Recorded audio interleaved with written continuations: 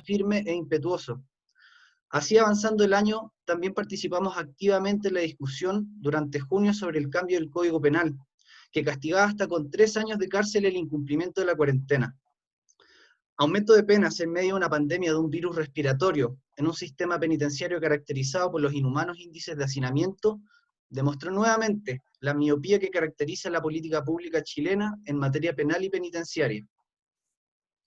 Del mismo modo, se destacó la posición técnica y comprensiva que la Mesa de Mujeres de Leasur ha tomado frente a la violencia patriarcal y a la cárcel, o al aumento ya que la cárcel o el aumento de las penas no es un avance para la erradicación de la violencia patriarcal que tantas vidas toma cada año, ya que el fomento de una institución militarizada y patriarcal no hace más que reproducir roles de género entre quienes habitan la cárcel, ya sea la reproducción de hombres violentos o del castigo interseccional que viven mujeres por ser etiquetadas por delincuentes y malas madres, entre otros. En esta misma cuesta arriba hemos participado y defendido como ONG la acusación a la ministra Silvana Donoso. El populismo punitivo, el cual se ha caracterizado por proponer el horror institucionalizado, se ha expresado a través de una acusación, un castigo individual, como solución a un problema complejo y estructural, poniendo en tela de juicio la eficacia agregada de la libertad condicional como parte de un sistema integral de penas progresivo, que ha sido elegido de esa manera por su capacidad resocializadora y con enfoque de derechos humanos. Así también hemos trabajado por acelerar con urgencia la inclusión de las personas privadas de libertad en su ejercicio de voto ante estas próximas instancias electorales, proponiendo documentos en conjunto con otras organizaciones de la sociedad civil como Red Cabildo, Fundación Canlén, Pájaros entre Púas, Proyecto Reinserción, Futsal Revolution, para un plebiscito seguro en tiempos de COVID-19. Y sin perjuicio de lo anterior, se evidencia la poca voluntad política e institucional, especialmente entre el Ministerio de Justicia, CERVEL y entre otros, para restituir las garantías constitucionales de ejercicio a voto para personas habilitadas para hacerlo.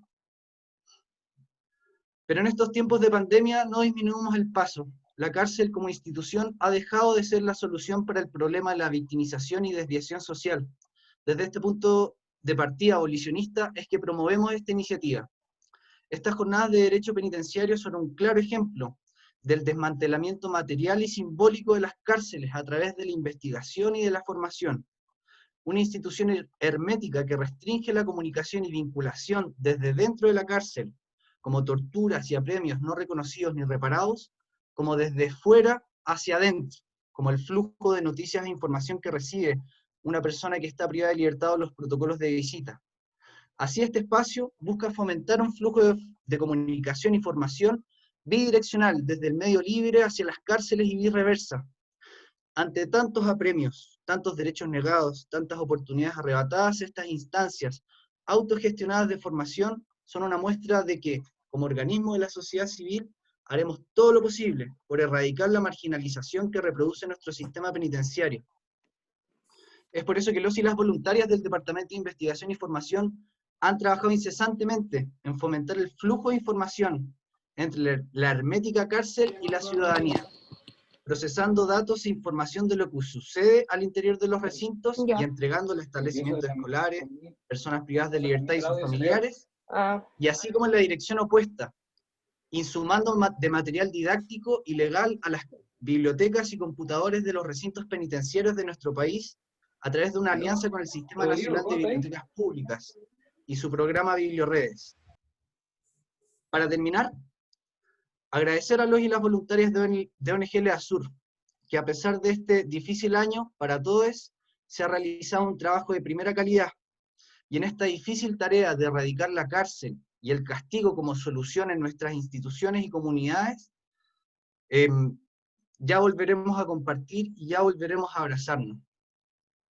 Saludar a nuestros expositores y expositoras que desde su área de expertise han decidido colaborar con esta instancia de formación tan necesaria actualmente. Y un especial saludo a las personas privadas de libertad y familiares que decidieron participar de estas jornadas, que ante una ciudadanía que les ha sido menoscabada y negada, que sea en este y en otros espacios en los cuales ésta sea recuperada y resignificada. Muchas gracias. Muchas gracias, Pablo. Reitero las disculpas, especialmente a Miriam, que nos comenta que hay gente que se queda afuera. La verdad es que Aún no podemos solucionar esto de que tenemos más gente de la que esperábamos. Es la primera vez que hacemos esto, así que esperamos para las próximas sesiones corregirlo. Pero la idea es no atrasarnos y aprovechar en esta ocasión a Silvio.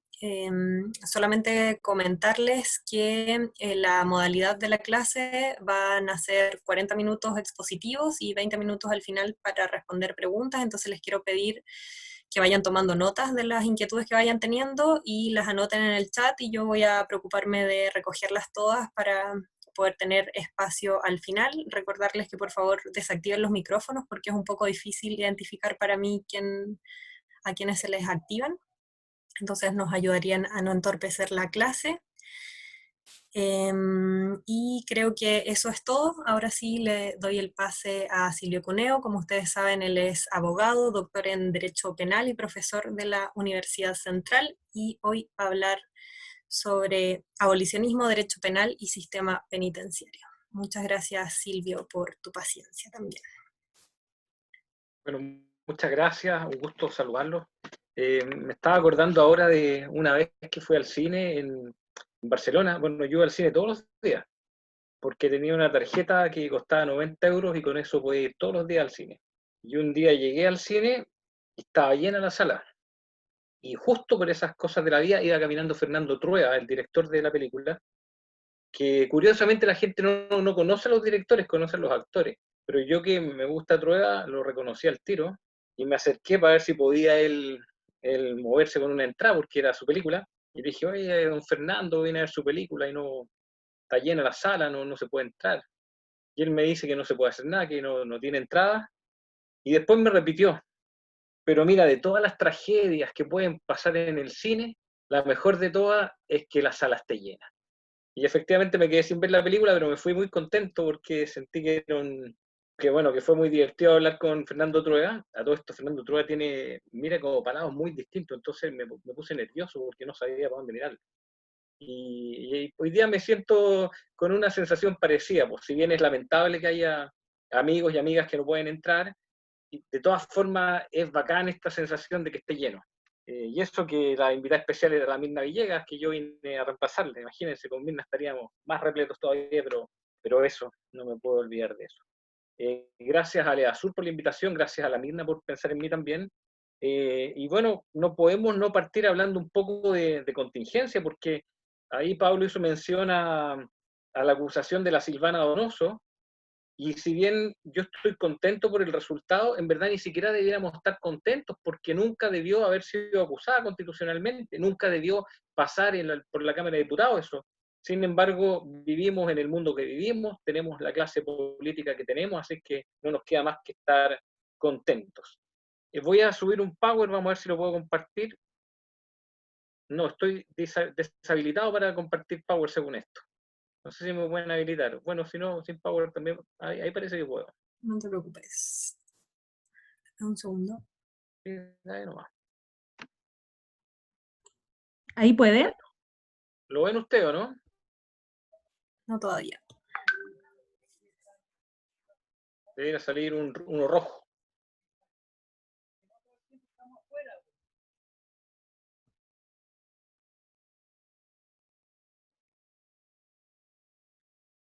Me avisan si lo ven.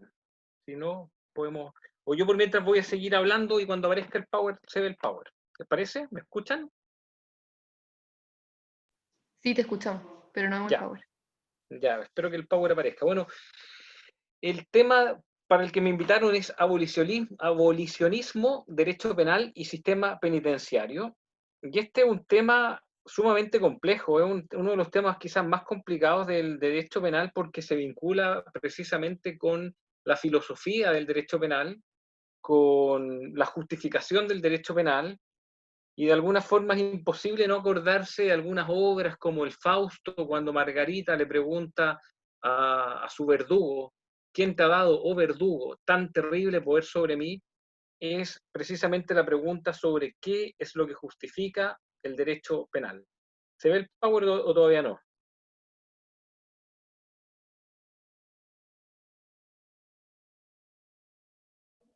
No, quizás podría volver a tratar de compartir A ver, pantalla. vamos a intentar compartirlo de nuevo. Espérate, ¿dónde estoy? Ya, cerramos esto acá. Compartir pantalla. ¿Ahora? No. No, ya no importa. No sé, voy a seguir sin Power nomás. Pucha, lo estuve preparando esta tarde para que quedara lindo. O lo otro quizás que podría hacer es mandárselo a alguien por mail que lo pueda compartir.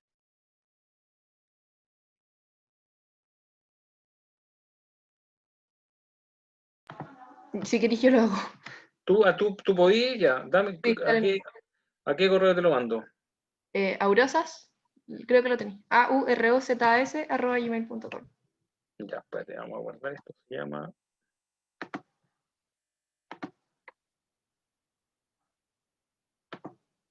Bueno, estos son los problemas de las aurrosas, a ver.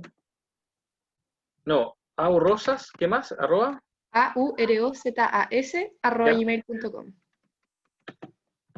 y vamos a poner, adjuntar.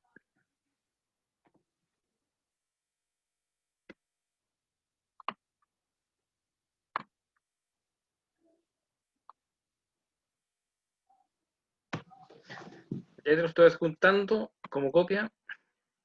Ya. Bueno, por mientras sigo hablando mientras mando el mail. Precisamente esta pregunta sobre qué es lo que justifica la pena es una pregunta filosófica, una pregunta compleja, pero también es una pregunta tramposa. Se está cargando por si acaso, ahí se cargó, enviado. Porque, por ejemplo, no, todavía no sé. Silvio, perdona, ¿puedes intentar ahora compartir que te hicimos administrador? A ver, Ahí sí. ¿estás Ahí ahora voy a por? poder. Sí. Ah, pero espera un poquitito que tengo que abrirlo de nuevo. Está abajo, al centro, la Ya, opción de que compartir. he cerrado para enviarlo, ¿cachai? Entonces ahí lo abro de nuevo. Ya, ahí está. Entonces ahora yo creo que se va a poder.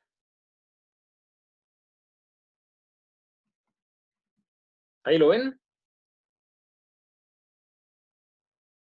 ¿Les aparece o no? No todavía.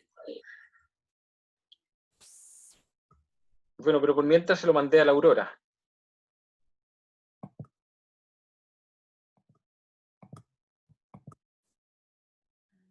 Todavía no se ve. No. Bueno, intenta tu Aurora si podéis, porfa. A mí no me ha llegado. ¿No le ha llegado el mail? ¿En serio? No, está enviado ya. A ver, estoy actualizando, pero no me ha llegado. Aurrosas con Ahí, una ahí. R. Con Arroba una gmail. R, sí. No, no me ha llegado. No, está como enviado. Ya, bueno, no importa, démosle más, si hay Ya, que dale. acomodarse con lo que tenemos. Pero fíjense un poco que esta pregunta es una pregunta tramposa.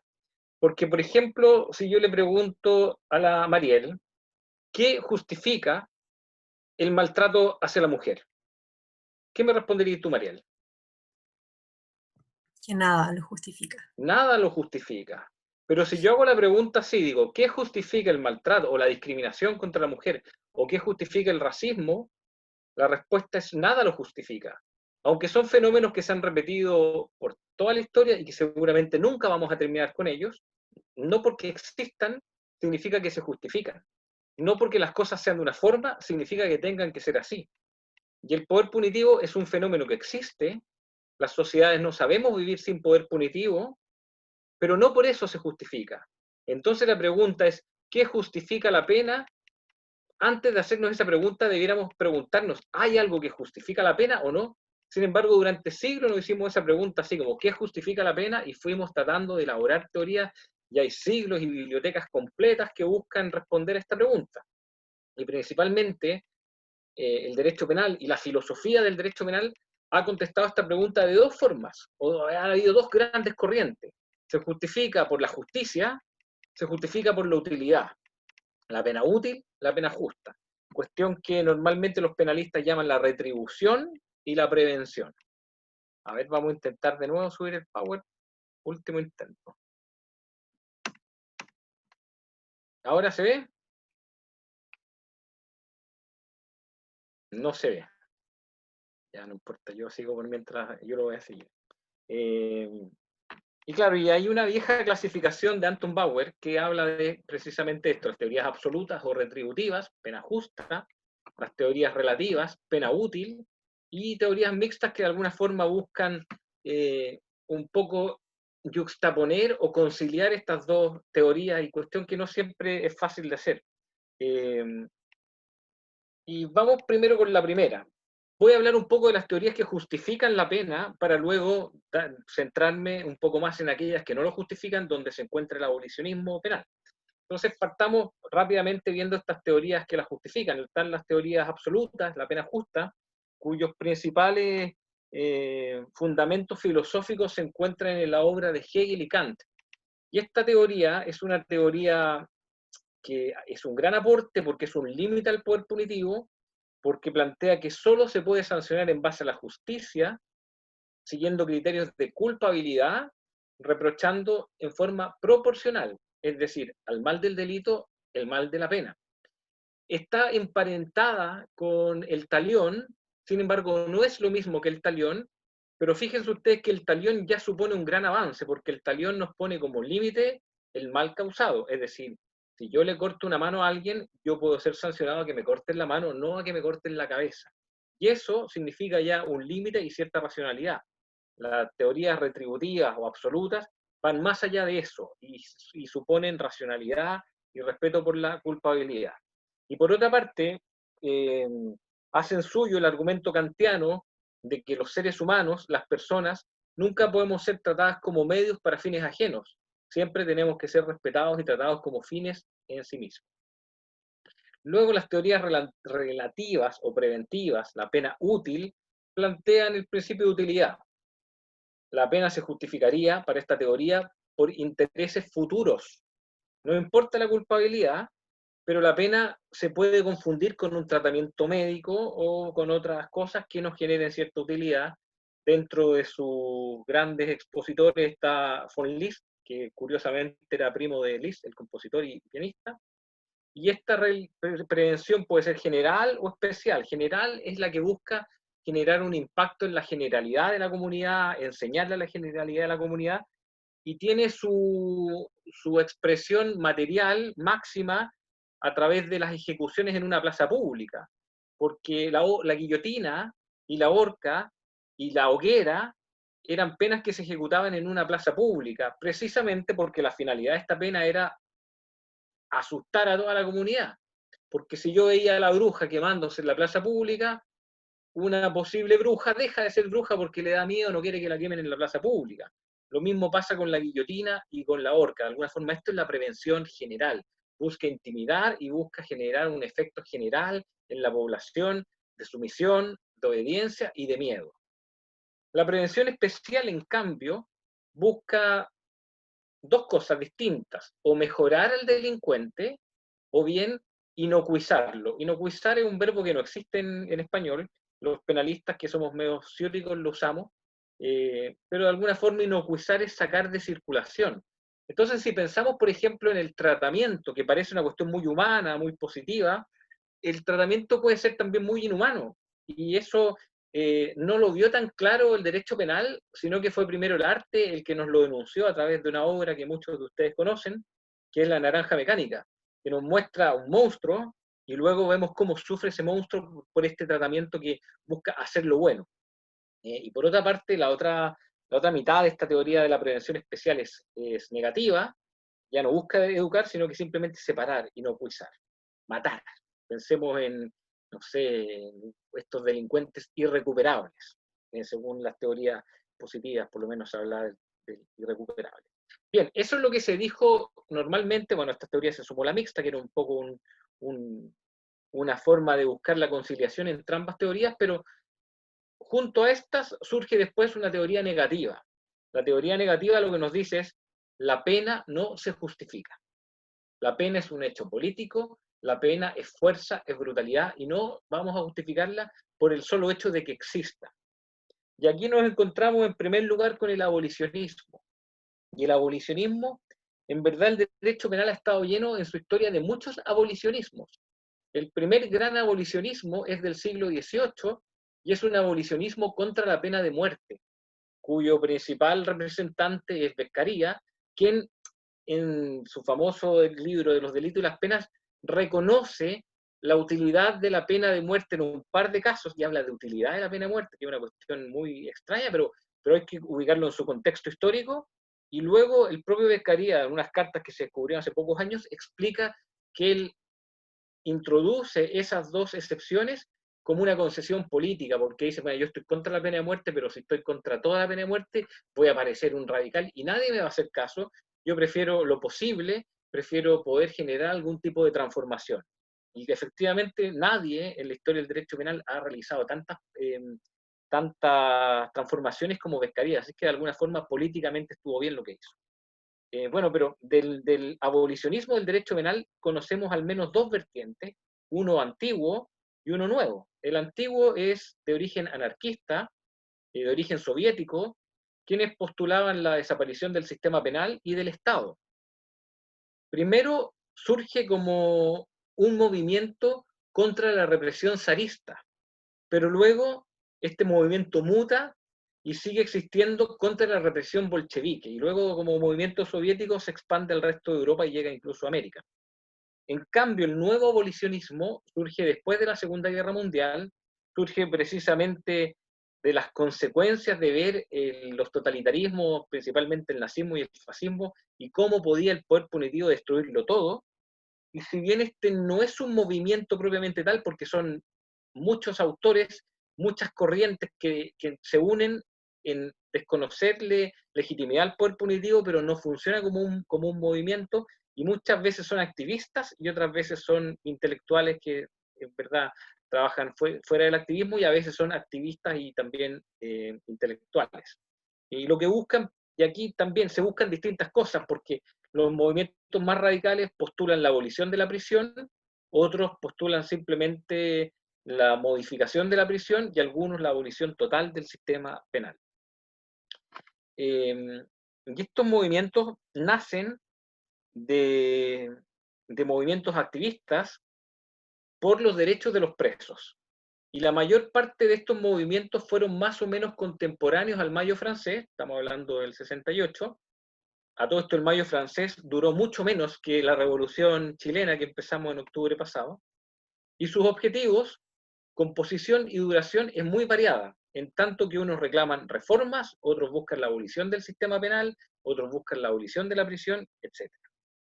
Y aquí se vinculan grandes académicos, y esto es lo que le da un soporte teórico muy potente, porque está, bueno, en Francia Foucault, en Holanda está Luc Ulsmann, en Canadá está la Ruth Morris, en Noruega está Mathiesen y está Nils Christie, en Holanda está Bianchi también, y bueno, esos son los más importantes, pero hay muchos más. Vamos a analizar un poquitito qué es lo que dice cada uno de ellos, y luego vamos a debatir en torno a esto. Miren, yo les voy a hacer una confesión. Yo cuando por primera vez me metí a estudiar estos temas del abolicionismo, yo estaba estudiando Derecho. Esto fue literalmente en el siglo pasado, fines del siglo pasado, y a mí me parecía muy ingenuo. Yo pensaba como, claro, estos señores son noruegos, son holandeses, y hablan del abolicionismo, porque ellos no viven el fenómeno de la delincuencia de Sudamérica. Entonces es muy fácil hablar de abolicionismo si uno vive en Noruega, que yo no conozco Noruega, pero me lo imaginaba como un país perfecto. Pero yo estaba muy equivocado, porque precisamente uno de estos grandes expositores es Luc Ulsmann, quien estuvo en un campo de concentración, le mataron al hermano y a la mamá, no me acuerdo, pero parientes cercanos, y él, cuando iba a un campo de exterminio, saltó el tren y salvó su vida. Y precisamente las reflexiones que tuvo en el campo de exterminio son las que lo llevaron a cuestionar el derecho penal y el poder en general. De alguna forma, él se dio cuenta que la existencia del derecho penal y de un Estado castigador podía ser mucho peor que su ausencia, es decir, que vivíamos mejor sin un derecho penal. Y él, precisamente por su vida, por su experiencia, estoy hablando de Ulsmann, Luc Ulsmann, holandés, que lo tuvimos en Valparaíso por ahí por el año 2001, cuando hicimos un súper gran congreso de derecho penal. Él pone de manifiesto la irracionalidad del poder punitivo y en cierta forma su derivación teológica, lo que lo vincula con el planteamiento de Sass en psiquiatría, pero además Ulsman propone soluciones a los conflictos por vías composicionales. Se sigue sin ver el power, me imagino.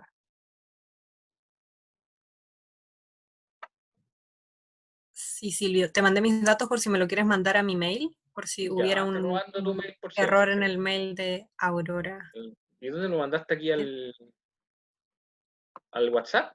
Sí, te lo mandé por mensaje privado a Ya. ti, Ah, por mensaje pero privado. te lo mando también al WhatsApp. Ya, pues, mándamelo al WhatsApp también y te lo mando por correo porque es más Voy a ver entretenido que si... vean el Power, porque yo lo estoy, Y no sé no, me por qué. imagino, Voy a intentar pero compartirlo, no sé, porque sabes que igual no es primera vez que tengo estos problemas, es como la tónica de las charlas por Zoom. Se sigue sin ver. sí. Pero a ti Ya, te aparece la opción compartir pantalla, ¿cierto? sí, me aparece la opción. Ya, mira, aquí se lo había mandado la aurosas@gmail.com. Dame tu correo. Es Ahí me M. llegó. ¿Te Ah, llegó? Sí, perfecto. Maravilloso. ya lo abro. Sí, trata de abrirlo, porfa. Ya. Claro que estoy lejos, por eso no llego al tiro. Ah, no creo, pero puede ser. Pero me había llegado otro correo así como justito, juntito. Ya, no es que puede haberte llegado al spam, quizás. Y ahí lo estoy abriendo.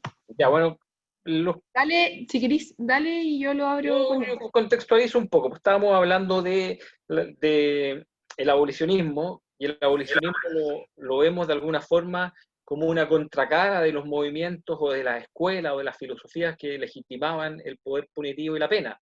La justificación de la pena, que tuvo principalmente dos fuertes corrientes, la retribución y la prevención, que eran la forma de justificar la pena. ¿Por qué se justifica la pena? Porque es justa. ¿Por qué se justifica la pena? Porque es útil. Y de repente llegan estos señores abolicionistas, que son de dos escuelas, los anarquistas del principio del siglo XX y post Segunda Guerra Mundial, que dicen, no, nada justifica la pena. Y ahí empezamos a hablar del primer autor, que era precisamente Ulsman, que era este holandés que estuvo en un campo de exterminio y que precisamente de su experiencia, ahí se está viendo, parece, maravilloso. ¿Se ve o no? Yo lo veo. Si yo lo veo, todos lo ven entonces. Avanza, avanza, por favor, lleguemos a Ulsman. Sí, viste, está Alex de la Naranja. Ahí está, Ulsman. Ulsman pone de manifiesto la irracionalidad del poder punitivo, pero también propone soluciones a los conflictos por vías composicionales. ¿Podemos ir al próximo, por favor? El próximo es este señor Neil Christie, bueno, que murió el 2015 y que tiene este famoso libro que se llama La industria del control del delito. Christie plantea, entre otras cosas, que hasta el presente, es decir, fin del siglo pasado, cuando escribió esto, el poder punitivo inflige intencionalmente dolor, por lo que postula alternativas y no meras limitaciones. Y en este texto de la industria del control del delito, nos pone de manifiesto los peligros que supone el modelo entre comillas, porque no es un modelo, norteamericano.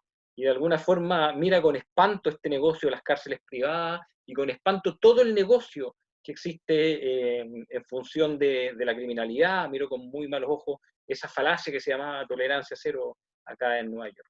Pasemos al próximo, por favor.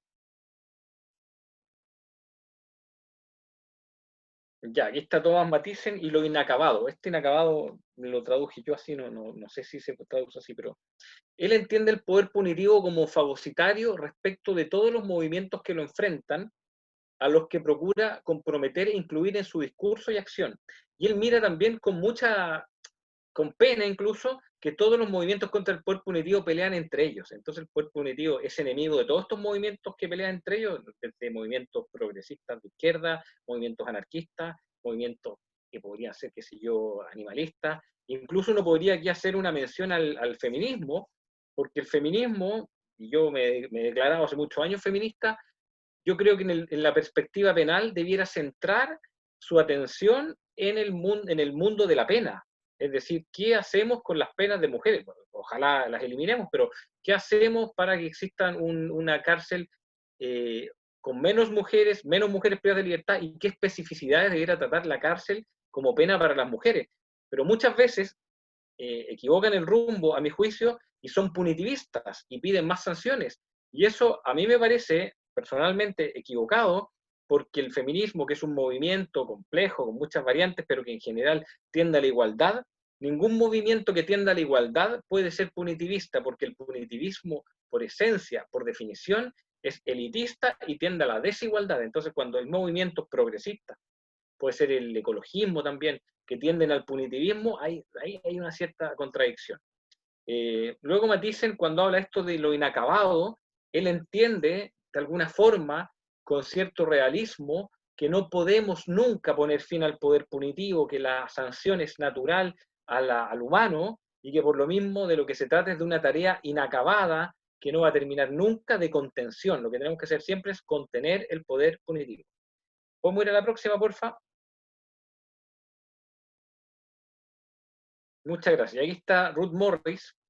Ruth Morris fue una socióloga canadiense muy interesante en su personalidad, fue activista y fue también teórica, y se le atribuye, bueno, ella señala que precisamente hay un problema porque el poder punitivo se entiende como una religión, el que parece que viene de otro mundo y que se transforma en un ídolo y se adora con cierta idolatría, y ella pone en tela de juicio este dogma. Nadie se cuestiona el castigo, nadie se cuestiona las instituciones que castigan porque parece una cuestión natural. Y ella llama mucho la atención como, no, el castigo no es algo natural, es algo social que se puede y se debe cambiar. Vamos a la próxima, porfa.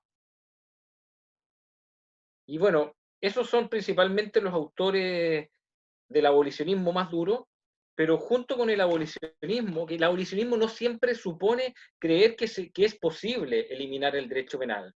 A veces simplemente parten del planteamiento, como no se puede legitimar el derecho penal, nosotros lo negamos, pero en la práctica entendemos que el abolicionismo es imposible y pensamos solo en contenerlo. Y en ese sentido, el abolicionismo es pariente cercanísimo del minimalismo o reduccionismo o liberalismo o garantismo penal, que son cuestiones más o menos parecidas.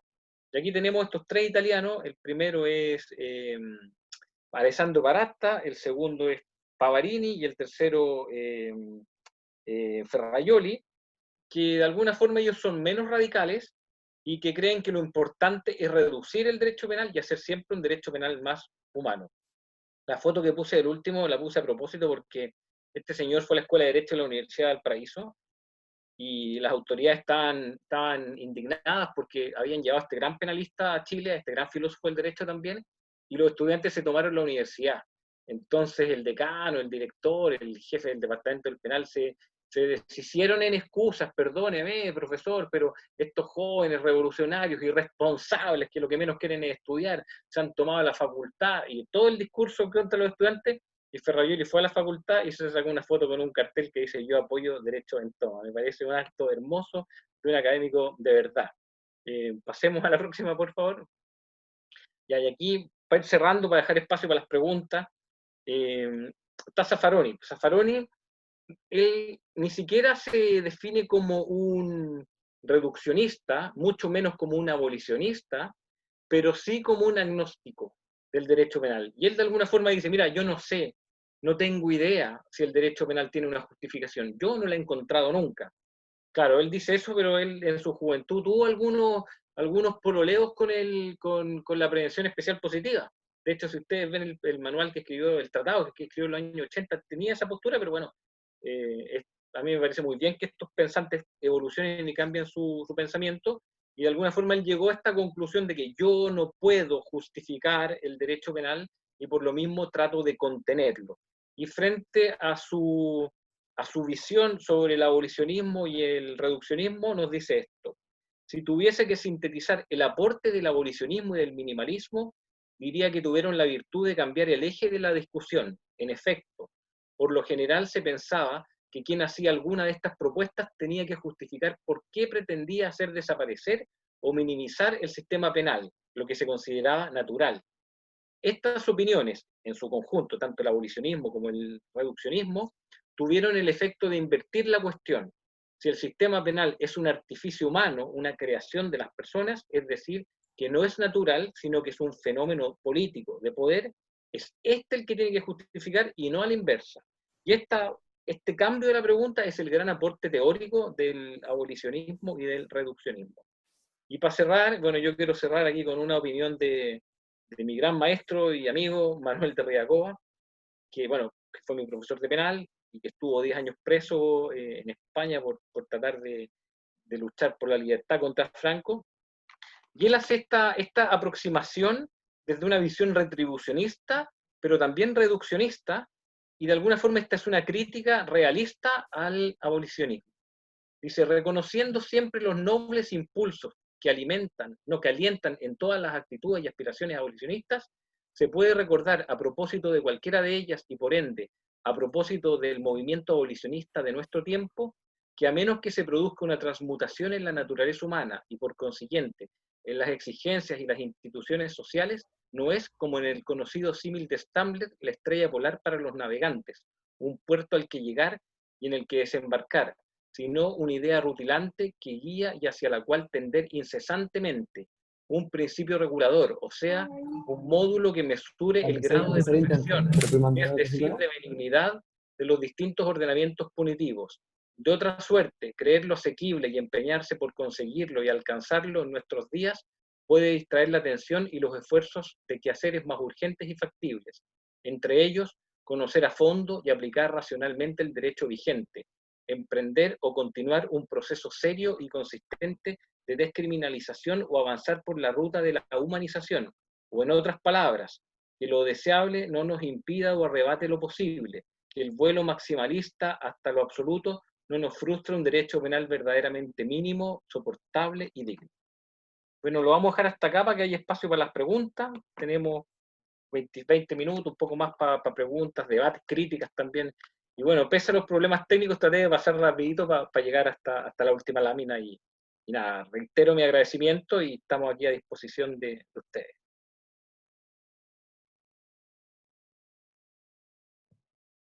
Muchas gracias, Silvio, por esta presentación.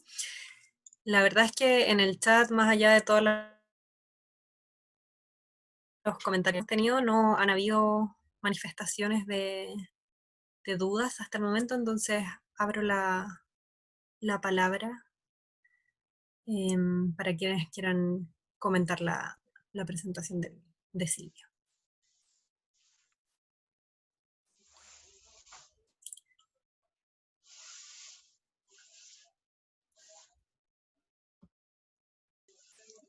Yo tengo algo que decir, pero no es una pregunta. Hola, mi nombre es Muriel. Hola, Muriel. Trabajo en la cárcel de Valparaíso. También estoy en la colectiva con Mir, la colectiva Pájara Entre Púas. Y bueno, primero agradecer como esta instancia de charlas porque creo que son sumamente necesarias en estos tiempos, poder hablar sobre derecho penal, abolicionismo. Creo que también tenemos que ser conscientes de que también hay feminismos que son antipunitivistas, perdón por eso. Creo que incluso nosotros dentro de la colectiva nos declaramos feministas anticarcelarias y trabajamos bastante esto, no solamente desde la teoría, sino que también desde las acciones y estar en concreto con las chiquillas, sobre todo en mujeres. Y una de nuestros fines era de que hoy día muchas de nuestras compañeras excarceladas pudiesen estar acá dentro de esta charla. Sin embargo, no pudieron entrar porque, bueno, hubo problemas con la cantidad de personas y todo. Yo lo que voy a decir tiene más que ver con mi percepción. Soy profesora, soy docente, y creo que, y no me gustaría como que se tomara como de mala forma, sino como que creo que tiene que ver con un asunto de didáctica y poder llegar como a más personas, creo. Es muy, como digo, agradezco bastante lo que se habló, creo que es muy importante. Sin embargo, si hacen ustedes una convocatoria en la cual llaman a personas que están dentro de las cárceles o excarcelados, creo que el tipo de lenguaje, la didáctica, la bajada de la conversación debe ser diferente, porque es muy academicista, ¿bien? Yo hago clases dentro del recinto penitenciario, hombres y mujeres, desde hace 5 años. Entonces, sé de qué se trata cuando les digo que si van a hacer este tipo de convocatoria, es necesario poder hacer una bajada de la información. Cuando yo creo que, ¿por qué les digo? Porque en el verano hicimos unas clases a los chiquillos, módulo 110, 114, 104, bueno, mujeres 111 y 114 de derecho penal, y las salas estaban llenas. Y el lenguaje utilizado por las chiquillas que fueron a hacer las clases gratuitas fue así muy coloquial, muy normal, los chiquillos entendieron todo, entonces eso más que nada como de alguna forma como de poder solicitarles que si la próxima vez hay personas que son excarceladas, hay personas que están en cárcel, en situación cárcel, poder hacer diferentes las dinámicas, porque muchas veces yo como profe entiendo harto o la mitad de lo que ustedes han comentado y lo agradezco porque de alguna forma tomo apunte y sé que tengo que seguir estudiando. Pero si se hacen este tipo de charlas, creo que es como muchas veces no todos van a seguir estudiando, no todos tienen las mismas formas para poder adquirir o sentarse en un computador o en libros y todo. Entonces, más que nada eso, como agradecer de alguna forma, pero sí creo que es importante que si hacen un llamado, es necesario poder bajar el lenguaje y la forma de eso. Oye, espera, ¿sabes qué? Bueno, ante todo te agradezco la pregunta y la crítica. Yo he aprendido mucho de las críticas que me han hecho en charlas y presentaciones y creo que tienes razón, pero sabéis que es complejo porque hay un público un poco mixto. Aquí hay muchos abogados, muchos estudiantes de Derecho, algunos estudiantes de máster vi por ahí también, y también gente excarcelada. Entonces yo traté de llegar a un promedio y traté de explicar todo desde el inicio, y en verdad el tema del abolicionismo penal es un tema súper complejo. Te juro que este es un tema que yo estudié mucho cuando hice mi doctorado porque me gustaba mucho, y he buscado siempre tratar de hacerlo simple. Yo tengo un libro que se llama Cárceles y Pobreza, que lo escribí con un afán de circulación masiva, no solo para abogados, y me fue bien en la distribución, pero así todo es complejo. Y yo conozco lo que tú me estás hablando porque yo el año 2000 hice clases en la cárcel, hicimos unos talleres de arte y cultura y yo estaba a cargo del cine y veíamos estos temas y otros temas vinculados al derecho penal, y yo fui aprendiendo con los propios internos. Eran puros hombres en ese tiempo los que iban a este liceo, Coresol se llama, no se llama, ¿verdad? ¿Cómo se llama? No, Liceo Luis Vives creo que se llama, ya. Y hacíamos clases con los internos y efectivamente como a la segunda, tercera clase yo ya fui cachando un poco la mano, y claro, era distinto porque yo iba, los veía, conversaba, estaba ahí. Por Zoom, sin conocerlo, es súper difícil, y por más que yo traté de simplificar el lenguaje y los conceptos que son complejos, entiendo que siguen siendo difíciles, pero por otra parte, a mí tampoco me gusta subvalorar los conocimientos, porque de hecho a veces cuando uno no entiende todo lo que escucha, eso igual es un estímulo y que prende mucho y que la gente quiere seguir leyendo y quiere seguir aprendiendo, pero agradezco la crítica y nada, pues tenéis razón. Perdón, no es subvalorar a las personas, es solamente quizás tener más un filtro dentro de la convocatoria, porque tú mismo dijiste la cantidad de personas que hay acá y las diferencias culturales y académicas que todos tenemos. Es solamente eso. Gracias. A ti. Gracias, Muriel. Como dije en un comienzo, estamos aprendiendo, primera vez que hacemos una convocatoria tan amplia, así que de todas maneras nos sirve el feedback también de ustedes. Hay una pregunta de Valentina, Silvio, que la escribió por el chat, la voy a leer. Ya. Dice si podrías hablar sobre las vías composicionales. Tal vez explicar también a qué se refiere para que nadie quede colgado, especialmente porque hay personas que he admitido durante estos últimos minutos. Dice sobre estas soluciones alternativas a la cárcel que propone Ulsman, o qué otras alternativas a la cárcel se han levantado, entendiendo que los delitos tienen matrices distintas. Por ejemplo, es distinto tratar de resocializar a un femicida que a una persona que fue encarcelada por robo. Sí, a ver, son preguntas complicadas. Mira, curiosamente, Ulfman critica la legitimidad del poder punitivo y él piensa que, en conclusión, o sea, si podemos imaginar mundos, un mundo sin derecho penal es menos cruel que un mundo con derecho penal. Y de alguna forma él esta afirmación la funda en la idea y en su conocimiento, en su convicción, haberlo sufrido en carne propia, de que más allá del mal que pueden hacer todos los delincuentes de todo el universo juntos, peor que eso es el Estado cuando comete delitos. Si nosotros pensemos en Chile, ¿cuáles han sido los crímenes de verdad importantes y graves que se han cometido en Chile? Han sido en la dictadura de Pinochet y han sido en la colonia. Sin perjuicio de que los particulares también cometamos delitos que pueden ser más o menos graves, pero los grandes delitos los ha cometido el poder punitivo, es decir, dictadura, colonia. Y si pensamos en Europa, se nos viene inmediatamente a la cabeza la Alemania nazi, la Italia fascista, en el mundo pensamos en las dictaduras de la órbita soviética también, o pensamos en Estados Unidos como un sistema democrático formalmente, pero con un sistema punitivo que hace mucho más daño que el propio daño que hacen los criminales. Entonces, desde esa perspectiva, él entiende que es mejor un mundo sin derecho penal que con derecho penal.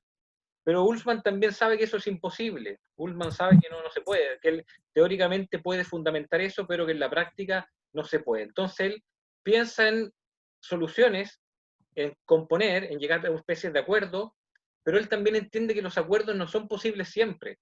Yo no puedo decirle a la víctima de una violación, compónete con tu violador, pónganse de acuerdo, lleguemos a un acuerdo reparatorio, por ejemplo. No se puede.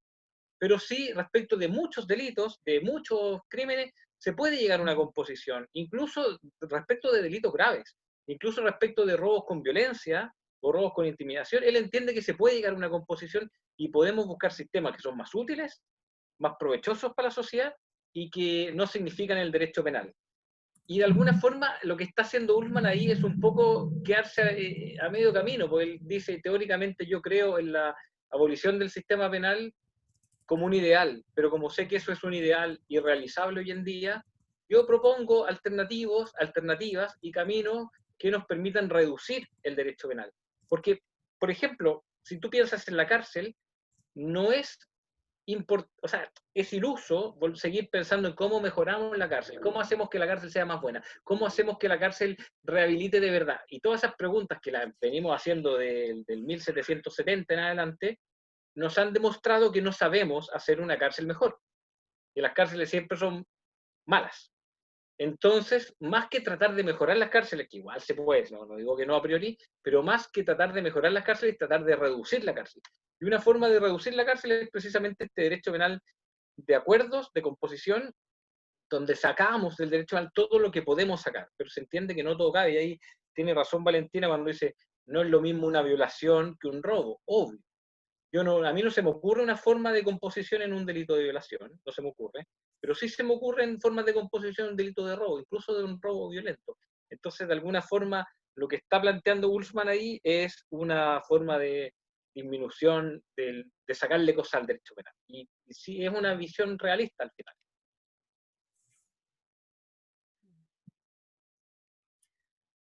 Gracias, Silvio, por tu respuesta. También comentarte que han habido algunas personas que te han preguntado por alguna bibliografía de referencia más introductoria. Si te parece, podríamos nosotros preguntarte y después nos comprometemos a enviarles a sus mails esta bibliografía complementaria para las personas que les interesa, Ya. Sí, para dedicarme como a las preguntas y no a esas referencias ahora. sí, les recomiendo a todos y a todas, hay un libro que está en PDF que lo pueden descargar que se llama La cuestión criminal de Zaffaroni, y lo bueno de ese libro es que es una introducción a la criminología. Ahí Zaffaroni también trató de hacerlo lo más fácil posible, pero los conceptos son peludos, son complicados, entonces de repente se le escapa, pero él trató de simplificarlo lo más posible, de hecho viene hasta con dibujos el libro, con caricaturas, es lo más fácil posible, de temas complejos, y ese libro menciona mucha bibliografía. Entonces ese libro van a encontrar citado a Foucault, van a encontrar a Ullmann, van a encontrar todo esto, y ese libro está en PDF, está a color, está una edición súper bonita, ponen La cuestión criminal Zaffaroni, aparece el libro completo, y está lleno de bibliografía, sin perjuicio que el que quiera me manda un correo, silvio.cunio@ucentral.cl, y yo le mando bibliografía, algunas cosas pirateadas en PDF también tengo por ahí. Súper, podemos compartirla con todos los asistentes también por vía Leasur si les interesa. Otra pregunta de Alejandro. Dice, ¿cómo se puede interpretar la pulsión por el castigo ejemplificador por parte de los ciudadanos comunes y corrientes en la idea de volver a la pena capital? ¿Cómo se puede explicar eso en el contexto actual que lleva a una sociedad que se percibe a sí misma como desarrollada, pero que desea aplicar sanciones mayores a las personas? Ya, sí, bueno, es que, a ver, complicado el tema. Y es complicado porque se podría abordar este tema desde varios lados. Porque, por un lado, el progreso del derecho penal es la humanización del mismo, más o menos. Es decir, pasamos del linchamiento, del castigo en las plazas públicas, del castigo corporal, descuartizamiento, etcétera, a un sistema que aparentemente es más humano. Y digo aparentemente es más humano porque uno podría decir, no, en verdad no es más humano, es más cínico, porque si bien antes descuartizaban a la gente en la plaza pública, después los mandaron a una cárcel y en la cárcel los descuartizaban. Entonces, no es que sea más humano, sino que no quiere ver lo sucio lo mete debajo de la alfombra. Es verdad. Y el problema es que por una distorsión mediática, de repente se crea una realidad que no corresponde a la realidad. Entonces tenemos el problema del delito como un problema de verdad. Aquí nadie niega el delito como un problema. Yo he sido víctima de 2 robos en lugar habitado y de 2 robos con intimidación, y no es una experiencia agradable, es un problema de verdad. Sin embargo, hay una distorsión mediática que nos hace pensar o entender que el delito es un fenómeno mucho más grave de lo que en verdad es. Por ejemplo, si yo le pregunto a la gente, ¿usted ha sido víctima de un delito en los últimos 6 meses? Puede tener un porcentaje bajo de gente que me dice que sí. Pero si yo le pregunto a la gente, ¿usted cree que va a ser víctima de un delito en los próximos 6 meses? El índice va a ser más alto, porque la gente cree que va a ser víctima de un delito más de lo que en verdad van a ser víctimas de un delito. Y esa distorsión genera sensaciones raras. Si, por ejemplo, en Chile existen varias ideas que no corresponden con la realidad. Por ejemplo, que en Chile hay una puerta giratoria. En Chile los delincuentes entran y salen al tiro. Y Chile tiene un sistema penal durísimo, tenemos un nivel de encarcelamiento mucho más alto que el promedio de nuestra propia historia y alto para nuestro contexto regional. Pero está la idea de que hay puertas giratorias. Y va encima ese concepto mediático falso, lo usan los gobiernos, por ejemplo, en la segunda Agenda Corta de Bachelet del 2016, en la exposición de motivos, dice que uno de los motivos de esta ley es trancar la puerta giratoria, es decir, hace suyo un concepto mediático que no es verdad. Y el problema es que esta creación mediática que hace que la gente crea que existe impunidad, hace que la gente busque tomarse la justicia por sus propias manos. Y uno ve, de repente, mira, me tocó ver en la calle Santiago, en Santiago, un lanzaje de un teléfono celular, una cuestión súper insignificante, y el tipo lo tenían retenido unos guardias de estos municipales, y habían llamado carabineros, y estaba esposado, inmovilizado, y la gente pasaba y le pegaba. Era como, aprovechemos de pegarle, y le pegaban un combo, una patada, y como que era la gracia del día. O pensemos en el cabro chico este que se robó un celular en el centro, que lo empelotaron y lo amarraron con papel alusa a un poste. Son medidas que toma la gente porque siente que hay impunidad, pero es curioso, porque es con un estereotipo, porque Carlos Delano camina por la calle y nadie le hace nada, po. A Carlos Delano nadie lo funa y él camina por la calle con mucha tranquilidad porque él parece un caballero. Eso por una parte esa sensación de impunidad genera estas reacciones complejas y existen, mira, en Chile ya existen linchamientos, pero hay otros países de Latinoamérica donde los linchamientos son un problema grave. Y son un problema grave porque a veces vienen alimentados por redes sociales y que responden a venganzas privadas que no tienen nada que ver con un delito. Es decir, ahí vive un violador y van y lo linchan, aunque no sea violador. Y por otra parte, el tema de la pena de muerte es un tema muy complejo porque nunca hay que pensar que hay una victoria definitiva sobre esta, porque es como un fantasma que está ahí y que vuelve. Y que cada vez que hay un delito grave en Chile, surgen de nuevo las voces pro pena de muerte. Yo me acuerdo, bueno, ahora tenemos el caso de la niña esta Ámbar, pero me acuerdo de la Panchita, otro caso horroroso en Valparaíso, una niña que violaron, la golpearon y la tiraron al mar y todavía estaba viva cuando cayó al mar y por la autopsia pudimos determinar que murió ahogada, que es un caso horroroso, qué duda cabe. Pero yo me acuerdo que fuera del Tribunal de Garantía de Valparaíso había hordas de personas gritando pena de muerte, y precisamente eran personas de clase trabajadora, no era gente pituca, pidiendo la pena de muerte, y claro, al tiro, los parlamentarios que son populistas hacen eco de eso. Yo me acuerdo de Laura Soto, que era diputada en ese tiempo, Laura Soto, que había sido luchadora de los derechos humanos en los años duros, se mandó una declaración algo así como: es hora de reabrir el debate sobre la pena de muerte.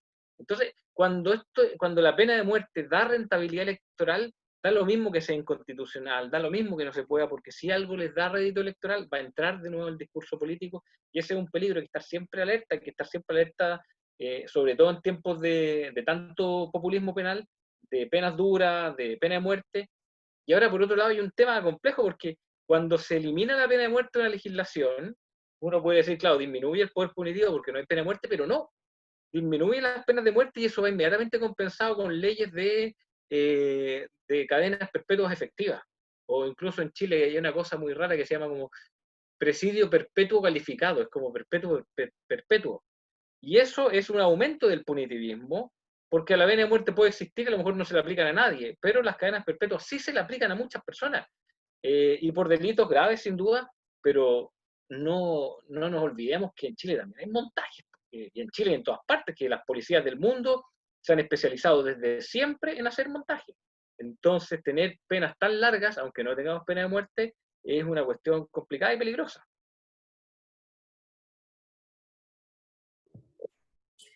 De acuerdo. Silvio, para aprovechar tus últimos 10 minutos, voy a tener que filtrar porque han habido varias preguntas, pero me parece que la que va más al callo con el tema que nos expusiste el día de hoy tiene que ver con el abolicionismo. Hay al menos un par de preguntas al respecto.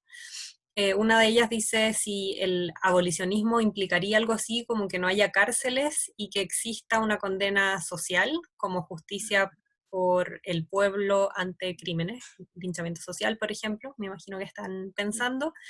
Y también otra de los participantes te pregunta si es que podrías definir o detenerte un poco más sobre como el concepto de abolicionismo. Ya, mira, veo una pregunta también ahí que dice: ¿es posible restaurar la pena de muerte en Chile? Formalmente no se puede. No se puede por pactos internacionales que hemos firmado. Pero el derecho internacional nos enseña que también se vulnera. Así que formalmente no se puede, pero dejémoslo ahí. Ya, a ver, el abolicionismo, en verdad, las dos preguntas que hacen son complejas de responder. ¿Por qué son complejas de responder? Porque el abolicionismo no es un movimiento uniforme. El abolicionismo son varios autores y muchos activistas, incluso algunos sin mucho soporte teórico, que plantean la desaparición del sistema penal. Y algunos buscan la sustitución del sistema penal por un sistema de composición, pero hasta donde de los autores que yo he leído, ninguno plantea que desaparezca el derecho penal para que exista una justicia social, popular, porque precisamente eso podría ser muy peligroso y podría ser un aumento del punitivismo. De hecho, yo no sé si han leído ustedes sobre los tribunales populares en Chile que existieron en la Unidad Popular, existieron unos tribunales populares. Por ejemplo, me acuerdo haber leído la historia de un tribunal popular en La Legua, dirigido por el Miki, que era un dirigente del MIR, que planteaban, por ejemplo, ellos llegaron a determinar la castración de un violador. Y precisamente la policía tuvo que rescatar a este violador para someterlo al proceso formal, porque las hordas querían castrarlo. Iban ahí a castrarlo in situ. Y por otra parte, me acordé, bueno, esto es un ejemplo cinematográfico, pero esta es una película que siempre recomiendo, se llama M, el vampiro de Düsseldorf, que es la historia de un abusador de menores que estás libre por las calles, la policía no lo puede encontrar, entonces todo el mundo de los vagabundos de las calles dice: no, es terrible porque por culpa de este degenerado está lleno de policía y nosotros no podemos robar, no podemos cometer nuestras fechorías, encontrémoslo. Bueno, no quiero hacer un spoiler, pero ahí lo someten a un tipo de justicia social, y esa justicia social puede ser poco racional, porque precisamente si hay una misión del derecho penal, si es que la tiene, yo no sé si la tiene, pero tiene que ser siempre de contención, y tiene que ser de contención al poder punitivo, pero también de contención a la irracionalidad. Y precisamente por lo mismo el derecho penal crece, se desarrolla en su historia sin mucha consideración a la víctima. ¿Por qué? Porque la visión de la víctima no es una visión racional por definición. Te lo digo, yo soy pariente de detenidos y torturados en dictadura y tengo una visión muy parcial del tema. O sea, yo no podría hacerle justicia a quien torturó a mi tío. No podría, porque yo quisiera inmediatamente, aunque soy abolicionista o no sé, querría inmediatamente la pena de muerte para el que torturó a mi tío, sin duda. Entonces no me corresponde a mí como víctima o cercano a una víctima ejercer la justicia. Y por lo mismo el derecho penal busca dejar fuera todas esas pasiones para tratar de obrar con cierta racionalidad. Cuestión que no es tan cierta precisamente porque el populismo penal es pura irracionalidad. Y de hecho en Chile tenemos tanta irracionalidad que incluso de repente aparece Paz Ciudadana o el Mercurio, y parece racional en comparación a nuestra clase política. Entonces a mí me parece muy peligroso entregarle la justicia a hordas que no, sin principios burgueses que regulan el derecho penal, por ejemplo el principio de legalidad, que los delitos y las penas tienen que estar contemplados antes de, sin esos principios burgueses del debido proceso, del respeto de los derechos humanos del propio imputado y condenado, podemos caer en una situación mucho más dramática.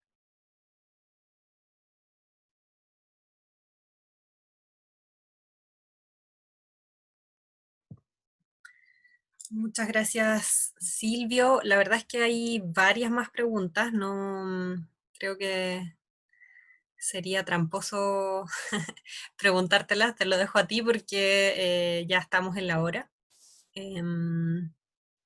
Y son preguntas bastante amplias, como por ejemplo qué alternativas hay al castigo. Ya, mira, sí, aquí les quiero recomendar un par de cosas para ir cerrando.